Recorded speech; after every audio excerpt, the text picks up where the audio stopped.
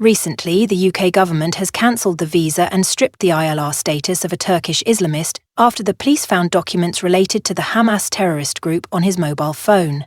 This means that he was supporting Hamas. The funniest part is that this man was a teacher in the UK and he was granted ILR after he got his PhD here in the UK. So you can imagine the number of students he must have converted to begin supporting terrorist organisations like this one. The Home Office said his identity would not be revealed for legal reasons, as this matter has been taken to court and to prevent further problems among British citizens.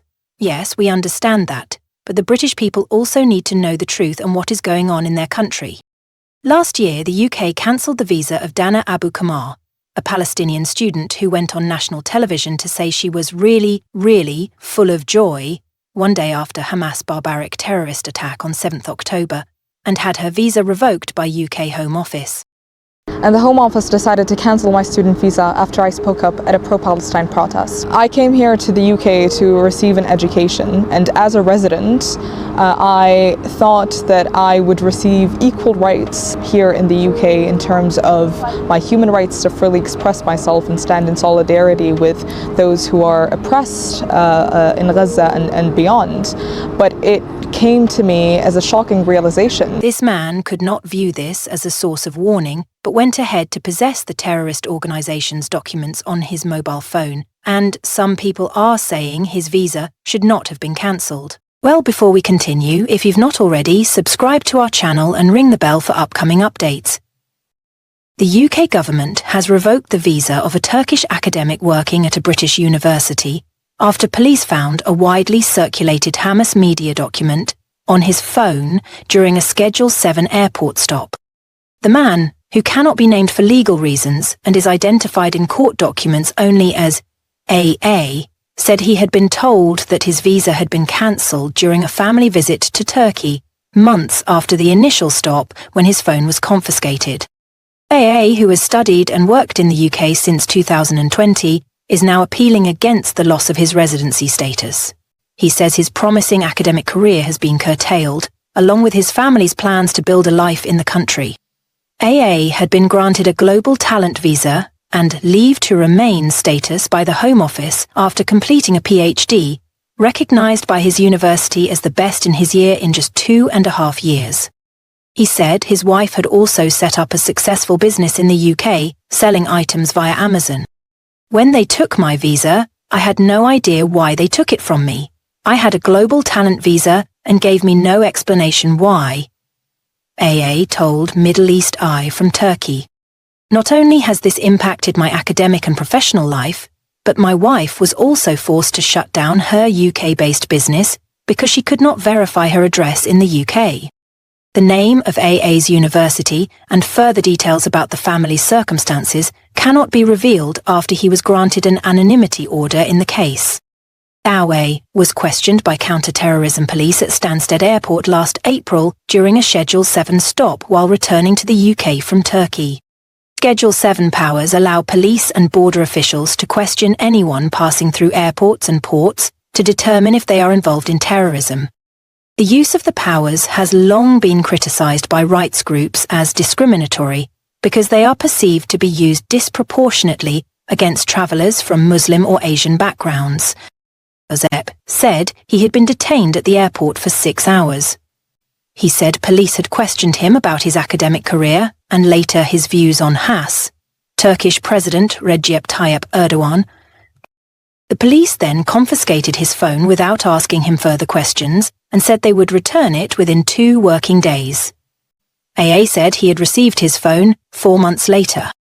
During the time his phone was confiscated, AA said he was not approached by police or asked any follow-up questions. However, in July last year, while AA was visiting relatives in Turkey, he received an email from the Home Office informing him of the decision to revoke his visa on the grounds that his presence in the UK was not considered to be conducive to the public good. After lodging an appeal, AA learnt the Home Office decision was made after police determined he had forwarded a Hamas media office document titled Our Narrative, Operation Al-Aqsa Flood, which explained the militant group's motives behind the 7 October attacks on Israel.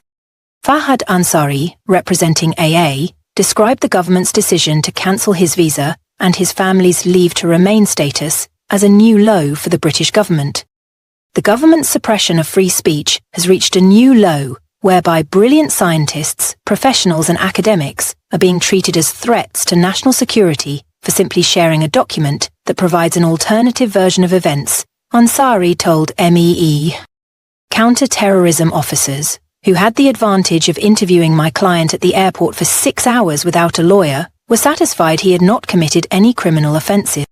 That he spent the next few months in the UK without any subsequent questioning or a search of his home indicates that they did not believe that his sharing of this widely available document meant that he posed a threat to national security. The Home Office spokesperson declined to comment due to ongoing legal proceedings.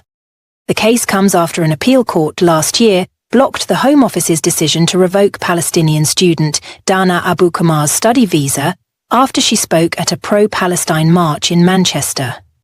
Judge Melanie Plimmer said the Home Office had violated Abu Kamar's human rights and her ability to practice freedom of speech by revoking her student visa. Plimmer accepted Abu Kamar's testimony that she did not support atrocities against Israeli civilians on 7 October 2023, and that her viewpoint is rooted in a belief that Palestinians should seek their rights in a lawful and proportionate way, and any resistance on their part should be grounded in law.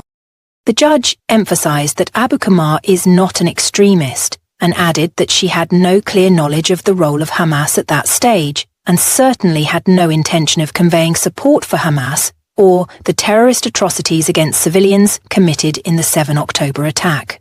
That no, there is systemic discrimination here in the UK, and this country that takes pride in itself for being a beacon of human rights, for being a beacon of democracy, does not act in that manner towards ethnic minorities and towards people of color like myself.